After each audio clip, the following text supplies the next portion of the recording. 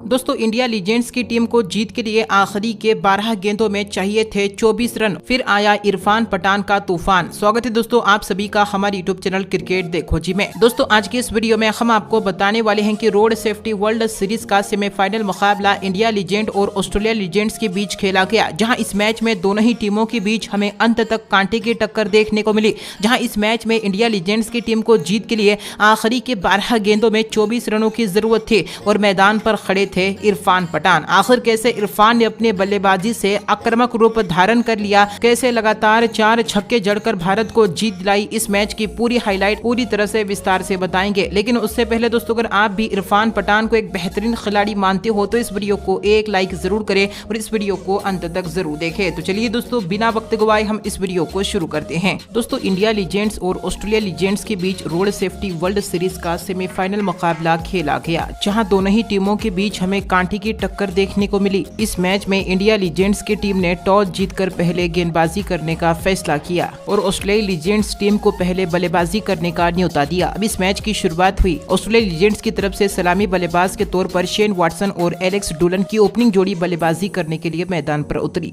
Innings के पहले ही over में शेन वाटसन ने एक शानदार चौका जड़ दिया, तो वहीं पर अगली ही ओवर में एलेक्स के बल्ले से एक और करारा चौका देखने को मिला। दोनों ही खिलाड़ी एक के बाद एक शानदार बल्लेबाजी करते हुए बाउंड्री बटोर रहे थे। चौथे ओवर में शेन वाटसन के बल्ले से 2 लाजवाब चौके देखने को मिले। इन दोनों ही खिलाड़ियों की बेहतरीन बल्लेबाजी के बदौलत ऑस्ट्रेलियाई टीम को अच्छी शुरुआत मिल चुकी थी। अब इनिंग्स के छठे ओवर में एलेक्स डुलन के बल्ले से एक के बाद एक 2 चौके देखने को मिले। इसी के साथ एलेक्स डुलन और शेन वाटसन के बीच अर्धशतक की साझेदारी पूरी हो चुकी थी। पावर प्ले के 6 ओवर में ऑस्ट्रेलियाई लीजेंड्स की टीम बिना कोई विकेट गंवाए 54 रन बना चुकी थी। इन दोनों ही ओपनर बल्लेबाजों ने शानदार प्रदर्शन करके ऑस्ट्रेलियाई टीम को बेहतरीन शुरुआत दिलाई थी। लेकिन 8वें ओवर में राहुल शर्मा ने टीम इंडिया को पहली सफलता दिलाने का काम किया, इस साझेदारी को ब्रेक कर दिया। राहुल शर्मा ने शेन वाटसन को 30 रन के व्यक्तिगत स्कोर पर आउट करके पवेलियन भेज दिया। हालांकि विकेट के बावजूद भी इसी ओवर में नए बल्लेबाज बेन डंक ने एक करारा चौका जड़ दिया। लेकिन इसके बाद 9वें ओवर में यूसुफ पठान ने 4 रनों का किफायती ओवर फेंका। 10 ओवर में ऑस्ट्रेलियाई टीम एक विकेट पर 76 रन बना चुकी थी।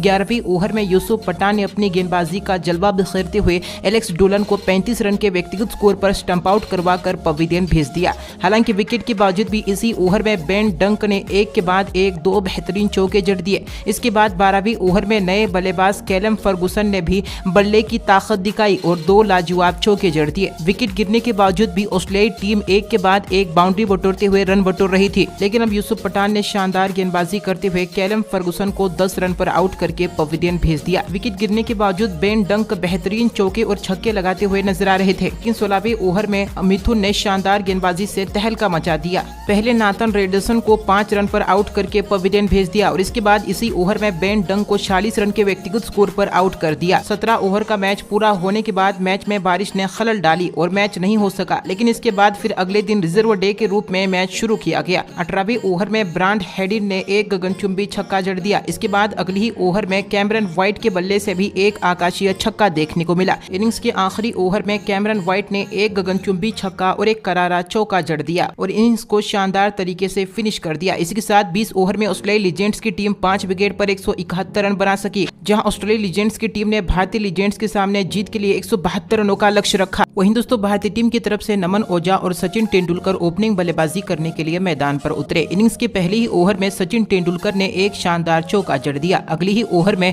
नमन ओझा के बल्ले से भी 2 लाजवाब चौके देखने को मिले। इसके बाद चौथे ओवर में नमन ओझा की बल्लेबाजी का तूफान देखने को मिला। इस ओवर में नमन ओझा ने 2 चौके और एक गगनचुंबी छक्का लगाते हुए ओवर में कुल 16 रन बटोर लिए। दोनों ही ओपनर बल्लेबाजों ने मिलकर भारतीय लीजेंड्स की टीम को अच्छी शुरुआत दिलाई थी। लेकिन अब छठे ओवर में नार्थन रेडन ने शानदार गेंदबाजी करते हुए सचिन तेंदुलकर को क्लीन बोल्ड कर दिया। सचिन तेंदुलकर 10 रन बनाकर पवेलियन लौट गए। हालांकि विकेट के बावजूद भी इसी ओवर में नए बल्लेबाज सुरेश रैना ने आकर बेहतरीन चौका जड़ा। पावर प्ले के 6 ओवर में भारतीय टीम एक विकेट पर 45 रन बना चुकी थी। ऑस्ट्रेलिया की तरफ से 7वें ओवर में ब्राइस ने 6 रनों का किफायती ओवर फेंका। इसके बाद अगली ही ओवर में जेसन केरजा की गेंद पर सुरेश रैना 11 रन बनाकर अपना विकेट गंवा बैठे और पवेलियन पवेलियन लौट गए, लेकिन विकेट के बावजूद भी नमन ओझा एक के बाद एक शानदार बल्लेबाजी करते हुए नजर आ रहे थे।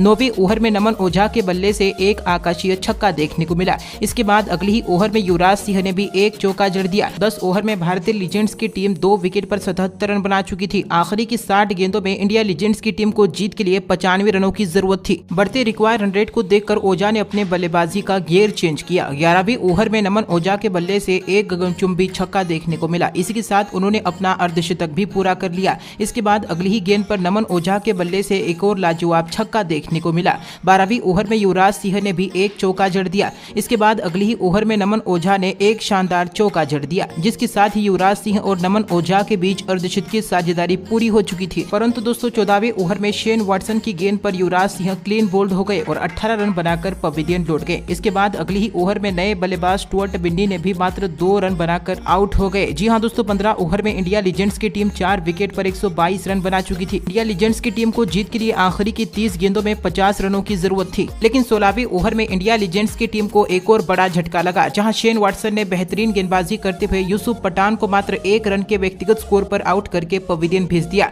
कोई भी बल्लेबाज नमन ओझा का साथ नहीं दे पा रहा था, लेकिन नमन ओझा लगातार मैदान पर डटकर खड़े थे। इसके बाद 17वें ओवर में नए बल्लेबाज इरफान पठान ने अपने बाजुओं का दम दिखाया और एक तूफानी छक्का जड़ दिया। इस ओवर में टीम इंडिया ने 10 रन बटोर लिए। एक के बाद एक मैच का रोमांच अपने चरम सीमा पर जा पहुंचा था। इसके बाद अब दोस्तों अगली ही ओवर में नमन ओझा और इरफान पठान दोनों ही खिलाड़ियों ने एक एक चौका बटोरा और इस तरह से दोस्तों अब टीम इंडिया को जीत के लिए आखिरी के 12 गेंदों में 24 रनों की जरूरत थी। वहीं दोस्तों 19वां ओवर डीरन नेल्सन लेकर आए, जहां इस ओवर में इरफान पठान ने अपनी तूफानी बल्लेबाजी से मैच का रुख ही पलट दिया। जी हां दोस्तों, इरफान पठान ने इस ओवर में खतरनाक बल्लेबाजी करते हुए एक के बाद एक 3 बेहतरीन और गगनचुंबी छक्के जड़कर मैच का पूरी तरह से पासा ही पलट दिया। जहां अब भारतीय टीम को जीत के लिए मात्र 6 गेंदों में 3 रनों की जरूरत थी। जहां अब इनिंग्स के आखिरी ओवर में इरफान पठान का बल्ला चला और इस ओवर में भी पठान ने एक गगनचुंबी छक्का लगाकर भारतीय टीम को यह मैच 5 विकेट से जीत लिया। इसी के साथ इंडिया लीजेंड्स की टीम फाइनल में भी पहुंच गई। दोस्तों ऐसे में इरफान पठान की इस विस्फोटक बल्लेबाजी को आप 10 में से कितने नंबर दोगे? कमेंट करके उसका जवाब जरूर दे। धन्यवाद।